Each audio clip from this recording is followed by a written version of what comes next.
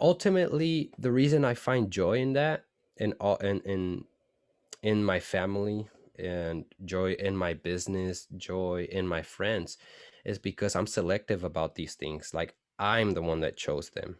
So ultimately, it's a selfish act, and I understand that.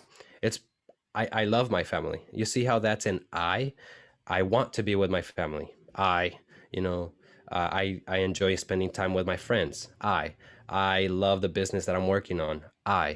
But now, uh, choosing to do that is what makes me feel in line.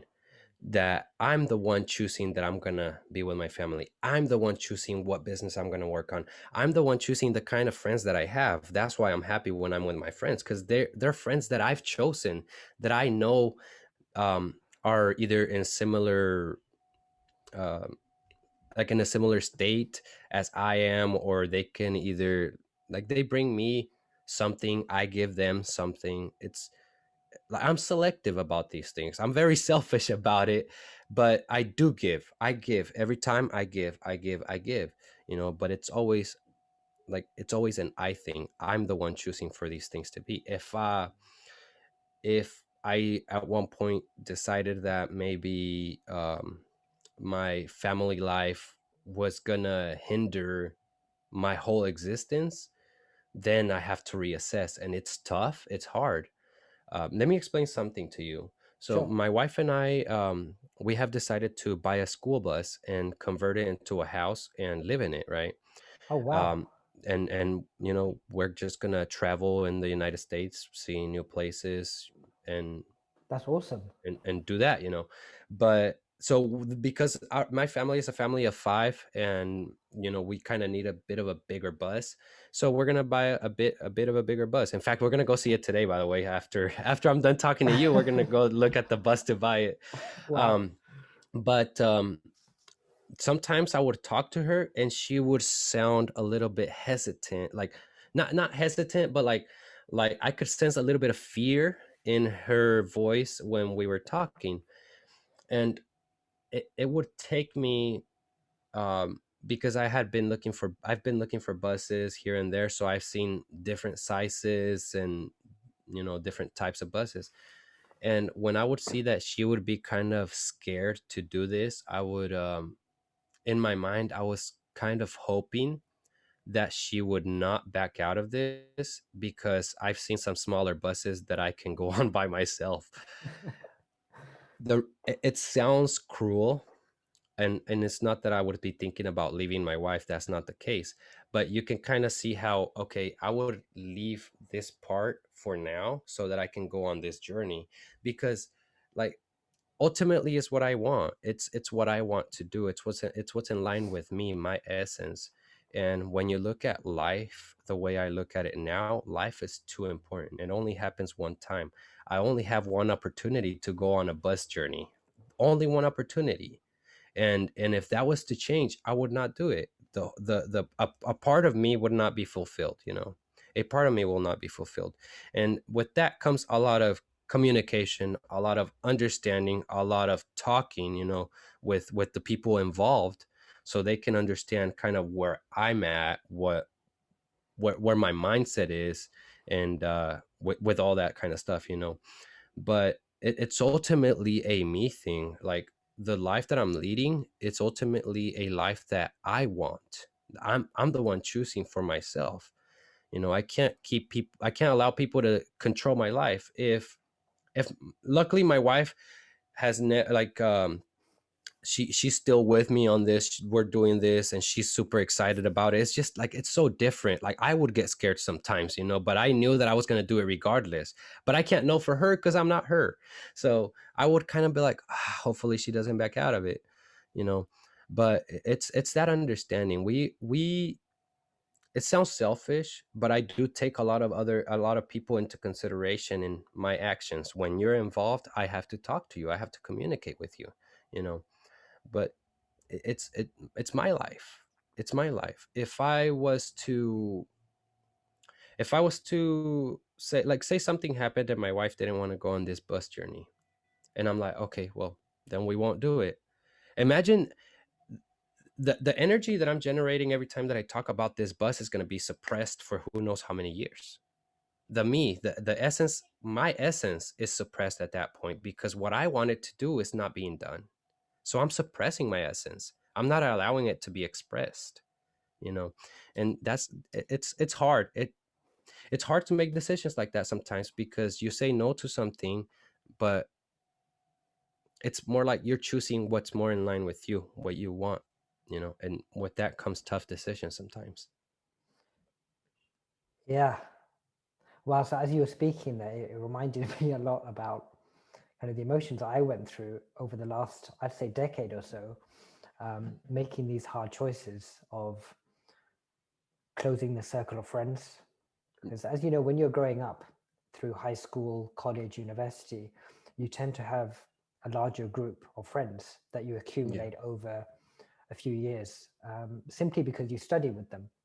You may Mm. not necessarily have things in common or deep things in common, but because you spend a lot of time together, Yeah. you just end up spending a lot of time together. Yeah. And then over the years, as I progressed through my years, I realized more and more that I was having less and less in common with these friends. Mm. And this was about 5 or 6 friends I used to have. We used to hang around all the time, play football together, go to each other's houses, chill. It was great. Like I had nothing against them as individuals, but like you were saying, as you grow up, for your own personal development, sometimes you have to be selfish and Yeah. think to yourself, okay, what am I actually gaining from that friend? What am I gaining from this friend? And the Yeah. circle that I had of maybe 4 or 5 has now literally become one. Hmm. And I've never thought about this for a while actually. And it's incredible that you talked Can I, about this because it brought up a lot of memories for me. yeah. So yeah, Can I ask you something? How's your sure. relationship with that one friend? Oh, amazing. Like Yeah. I trust that guy like Yeah. 100%. Like I Right. Was share it is it more than how it was when you had the full group of friends? for sure. Yeah. For sure. Yeah, I I mean, thought so. this person was probably my closest friend at that time, Mhm. but the deepness of the friendship grew even more when I let go of those other friends. Yeah. To the point now where I could probably trust him with anything that I'm going through. Mhm. He's the first person I give a shout to if I'm in need of a bit of advice about anything. Um, so yeah, and I think in life you need certain individuals who you can rely upon 100% without that judgment, right?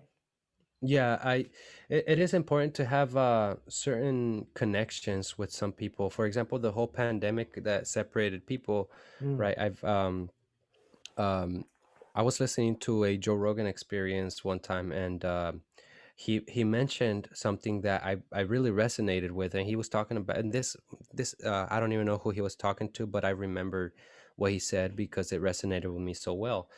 And this was like a little bit, maybe like 4 or 5 months after the pandemic, like after lockdowns happened and all that stuff. But he was talking to a guest, and he was talking about hugs and how important like the touch with another human being is. And I think what um I think why that is because literally we come from the same thing. Like wherever it is that you come from, I have no fucking clue what you come from, but that's where I come from too. You know, that's all I know. And so literally we're somehow connected. And I think when you completely separate yourself from one another, that's when you start to feel that disconnection, you know. And he was talking about hugs and about how the contact with another human being is actually important. The to the people in jail, like the narcs and stuff, the most tough and the most ruthless type of punishment that they give them is isolation. You know, and you don't think about that's what they're doing to human beings.